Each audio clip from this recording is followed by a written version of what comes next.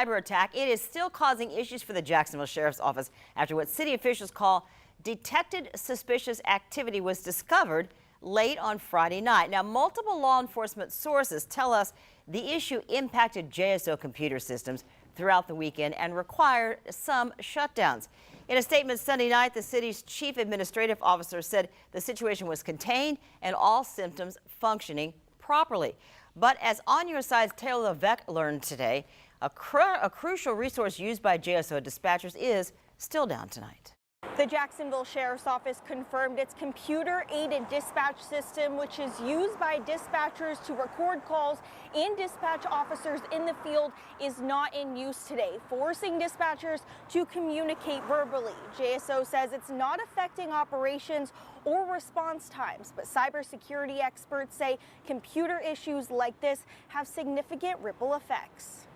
You're having dispatchers probably use 3x5 cards or some form of paper to take the calls, write the calls, and then verbally dispatch or audibly dispatch those calls out. I don't think that those calls' response time will be affected that much. In the field, JSO says officers are able to communicate, respond to calls, and submit reports. However, First Coast News crime and safety expert Mark Bogman says the impact is felt in the courtroom.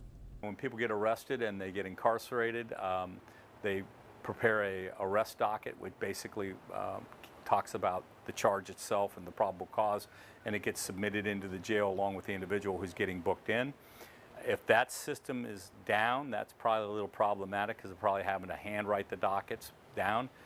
The reality is plain to see in first appearance court, where just 63 defendants have been processed in the past 2 days, a period in which they would typically process 200. Chief Judge Mark Mahan says the warrant system is impacted, but the court's computer systems are unaffected.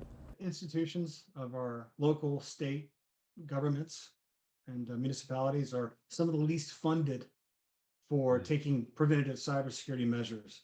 Co-founders of OnDefend, Ben Fink and Chris Friedman, says the next step is investigating the origin of the suspicious activity. Extracted, if it was, then legally they need to reach out to those who are affected.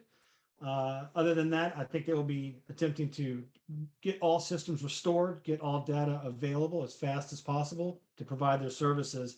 And then they need to batten down the hatches to prevent this from happening again. So they need to start taking preventative measures through assessments and risk assessments and so forth. The city says it was not a ransomware attack, and as a precaution, the city and JSO limited computer access while cybersecurity teams finish a deep dive throughout the system. And in a statement, the FBI said its cyber task force has been providing assistance to the city related to potentially suspicious activity and will continue to share information to assist them in making informed decisions. In Jacksonville, Taylor Levesque, First Coast News, On Your Side.